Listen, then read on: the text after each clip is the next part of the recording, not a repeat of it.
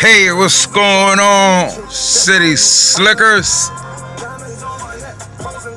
I want to do a quick vlog today. I was really busy today, and I said, let me do a quick vlog on something.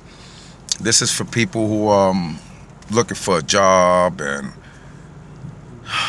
some people say you have to keep it real. I don't know how real you want to keep it, but I don't want everybody to know I was raised in the projects. I don't want to keep it real. I kept it real in the streets. That's enough. Try to be professional as you can and grow every day. Just because you do things right doesn't mean you're a square, you're a nerd. It means you're maturing. So don't listen to people when they say, oh, I'm going to keep it real. You're not keeping it real at your job. You are keeping it real. You're working, you're doing your job because you need your money so you can pay your bills and take care of your family. You think I kept it real when I applied to work at, when I was raising my kids in Staten Island? I also worked at a golf course, which is Latourette. It's right next to the Staten Island Mall. It's the biggest golf course in Staten Island. I worked at Latourette. Sometimes they needed me at Silver Lake. So, you think I kept it real on a golf course? No. I'm around a lot of different people, and I'm not telling people, yo, what's up, my man? I ain't talking hood and all of that. Nah. Professional. None of that. You know what I mean? You know what I mean? You know what I mean? Forget about that, bro. Forget about that keeping it real stuff, bro. Forget about that. You can't be worrying about keeping it real and trying to impress your friends. When I go to work, I don't have friends. I don't go to work to have friends, and and none of my job, I never got fired for seeing somebody else. Why? Because I had a wife and kids at my house. And that's embarrassing. I've seen people get fired over stupid stuff, over messing around at work. And another thing, don't hang out with nobody at your job. All they're gonna do is go back and tell everybody your business. And forget about that Christmas party thing. Don't go. They just want to see how people act when they get drunk. Oh, look at her. You saw her? She drunk about 10 beers. You saw him? He drunk wine and beer. So they just gonna talk about you. Don't trust nobody. Because let me tell you something. If somebody's gonna lose their job, they're gonna tell on you. They ain't trying to lose their job. So, when I worked at Lottery at the golf course, I didn't tell people, yeah, I'm raised in the projects, born and raised in the projects. No.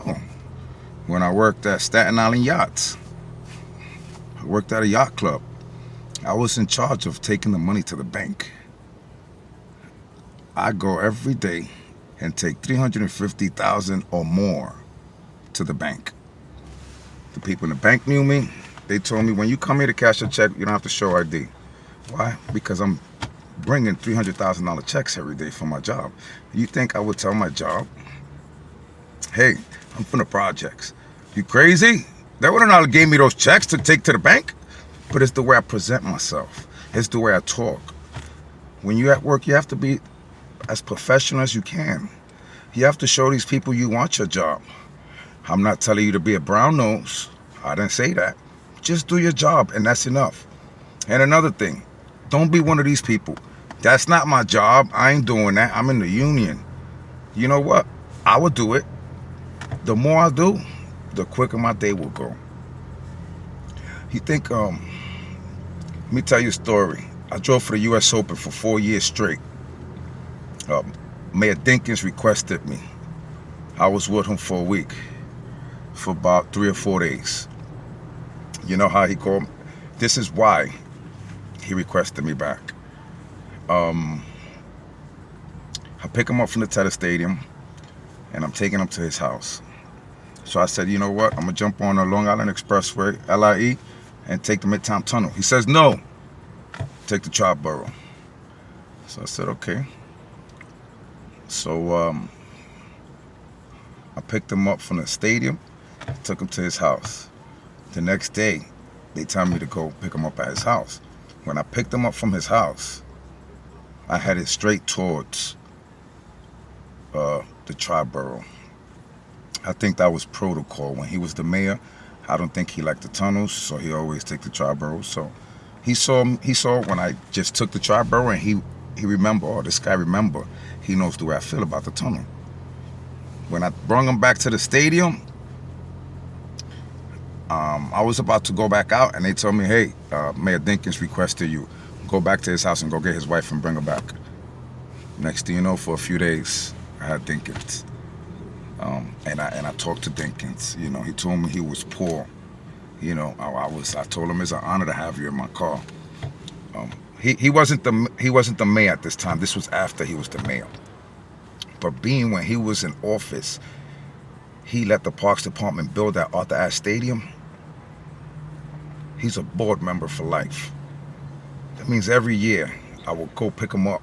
He'll eat for free, him and his wife, whatever they want. Why? Because when he was in office, he let them build the Arthur Ashe Stadium and Parks property, city property. So he's a board member for life. All right. So my point is, you think I got Dinkins in my car and I'm going to tell him, hey, I'm from the projects? No, I want to ask him where he's from. He told me he's from Trenton, New Jersey. It was poor. He said, we from Trenton, I'm from Trenton, New Jersey. And it was bad. I said, so what, you came to New York? He said, yeah, I lived in 145th. I said, that's where I was raised. My father lived there. Both of my grandmothers, my mother was raised there. I told him 143rd, 8th Avenue. So he said, yeah, when I came from Trenton, I worked in 145th in a liquor store and in a cleaners. And that's how I got myself through law school. I was like, wow, unbelievable. So I took pictures with him and his wife. It was their 55th wedding anniversary, something like that. I'll show you the pictures. So I drove them. Dinkins, he's a beautiful person. I love his story. You know, it motivates me. I'm from the hood, and I love to see people. I'm not just saying that wealthy people are not worth, but I like true story. I'm a true story type of guy. Where are we? 7 minutes, I gotta stop. I'm a true story type of guy. You know, I like true stories. I like to hear what people went through, and, you know, hey, he did it, I can do it. So I say that to say this. I let him talk, I didn't talk. I drove Roger Federer. Remember, the US Open is for 3 weeks every year. I did that for 4 years straight. They keep calling me back. Why? Because people requested me. I get to pick whatever car I want. I get to keep the car a week before. Now they don't do that. But before, we'll have the car 2 weeks before. But they don't do that no more. Now, I drove Roger Federer. I drove Venus, Serena a few times. I had to escort them to a party. They brought Brandy. So I was hanging out with them and Brandy. And Venus, Serena, Roger Federer. And I'm real close with Venus and Serena's father. He'll see me in Times Square, and it was a rule. If you don't have the tennis player or the coach in the car, you can't pick nobody up. But he'll see me in Times Square. He'll say, hey. And I say, you going to the tennis center? He says, yeah. I said, come on. I always take him, and we always talk. He told me about a story. He raised Venus and Serena in Compton. And he told me he had got an IROC. And, we always talk. He's always sitting outside with us. The mother goes inside, but he was always outside with us. He wasn't a bougie guy, and he couldn't adapt to that bougie life. So let me finish this real quick because we are going at 9 minutes. I'm telling y'all this because there's a lot of people that I go to McDonald's, KFC. I worked at KFC before, of course. Supermarket. I had all these jobs. Before I became an elevator mechanic, I had to start at the bottom. Factories, fast food. This is you got to climb your way up. I started with $4.50, then I got $5.50, then I got $7.50. I worked my way up. So don't let people say, yo, you acting funny, you're not keeping it real. No. When I drove Venus and Serena and all these people, I don't tell them I'm from the projects. Some idiot picked up Maria Sharapova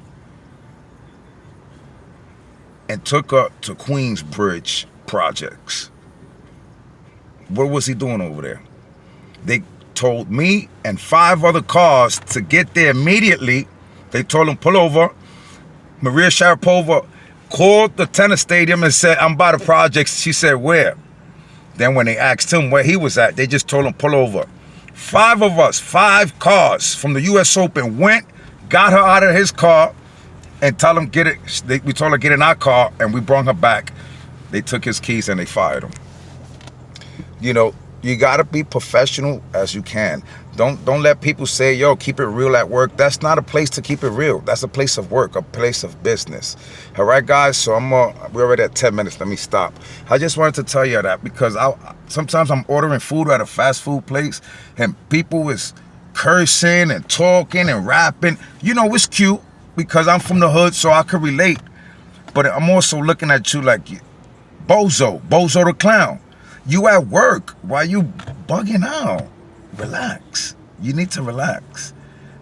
Don't act like that. You know, if you're at work, I don't care if you're at KFC, McDonald's. That's a job. McDonald's is a job, and it's a good job.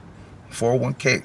Some people say they can't work at McDonald's. They look at people different because they get paid less than them. I don't look at nobody different. I don't look at nobody different. I respect anybody that got any job. So don't look at people different because they make less than you. And try to be as professional as you can. I don't care what do you do. Be the best at it and be proud of your job. You there for the time being. You use every job as a stepping stone to get up. Every job you're supposed to move up. All right? All right, guys. Don't keep it real at work. And those friends that's telling you keep it real at work, forget about them. You got to let them know, listen, I got bills and I got a family. So I can't keep it real. All right, guys, I'm going to see you tomorrow.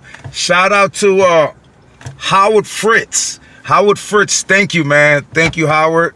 You always help me out. I really appreciate you. I'll be back over there Wednesday. Thank you, Howard. Shout out to Angela, the dietitian from ShopRite. Shout out to Michelle from ShopRite. And I think it was Juju from ShopRite. Michelle, Angela, and shout out to Howard Fritz. Howard Fritz. All right, guys. I'm going to see you mañana. Green light, papi. Broke my shades today, man. Wham. Broke my shades. All right, I'll see you tomorrow. Green light. Peace. Shazam!